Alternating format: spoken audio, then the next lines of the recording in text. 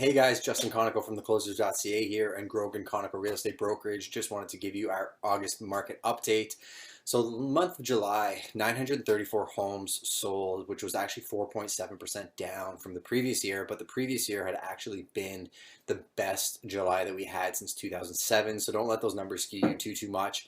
Market's been very active. The best selling type of home is actually a two-story and then followed by a bungalow and then a ranch. Still a fun fact for you. And the average sale price of a home is $283,900 or $283,593. So London, Ontario is still considered to be one of the most affordable places to live in, and those numbers kind of reflect that.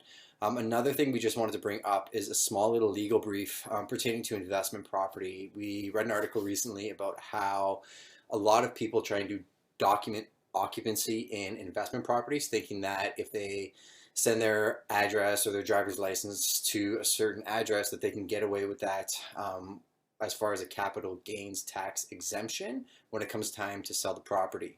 What that means is if you own a piece of real estate that's an investment and you live in one of the units and it's your primary unit and you go to sell that, you're actually exempt from capital gains tax. But if you have a couple holdings and you're making a commercial profit from that and you go to sell them, you have to pay what's called capital gains tax because it's basically proceeds from running a business.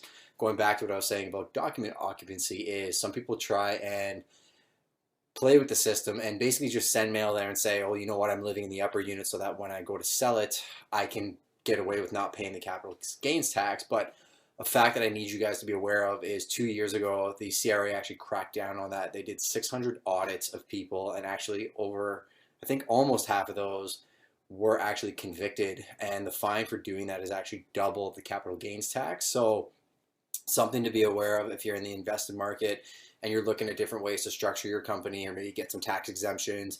Maybe something to think about is sitting down with a good lawyer and structuring a company that's what they do. That's what the company does, and you can put the money back into the company and save your money taxes that way. There's a lot of different ways to skin that cat. Let us know. We actually have some really good professionals that can guide you along.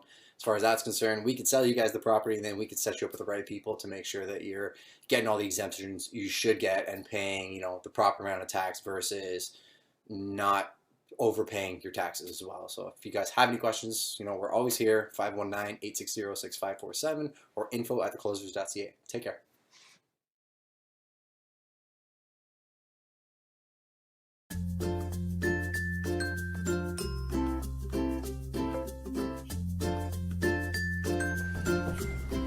Hey guys, it's Justin Conoco from theclosers.ca here with your monthly market update for April 2015.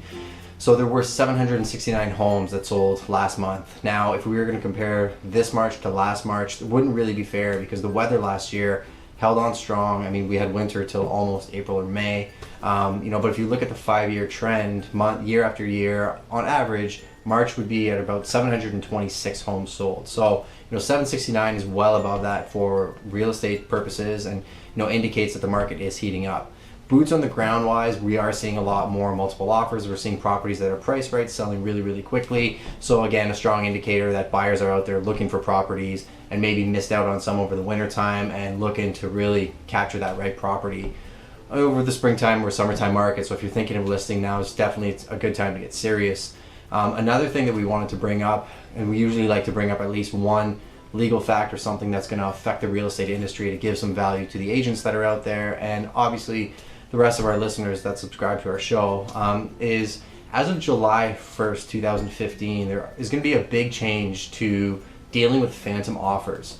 Bill 55 is going to be amended, and we've been waiting for this for a long time, so that brokerages have to keep a copy of all offers that come in on a property. Why is this important? Well, there are situations where we go in with buyers and submit an offer on a property, and then magically all of a sudden we get a call an hour or two later that there's another offer on the property.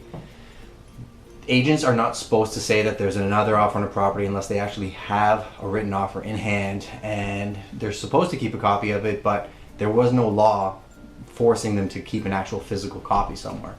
Now, as of July 1st, if any offers come in, 5, 6, 7 offers, whatever it may be, physical copies of those offers are going to have to be kept by that brokerage. So if they get challenged, they'll be able to pull those offers and indicate that there were multiple offers on the property. We personally think this is great for our industry and great for the purchasers and sellers because we're not going to be involved in situations where there's phantom offers when there really aren't any phantom offers. There'll be a lot more transparency as to who the agents are who are in play, the buyers that are out there, and the offers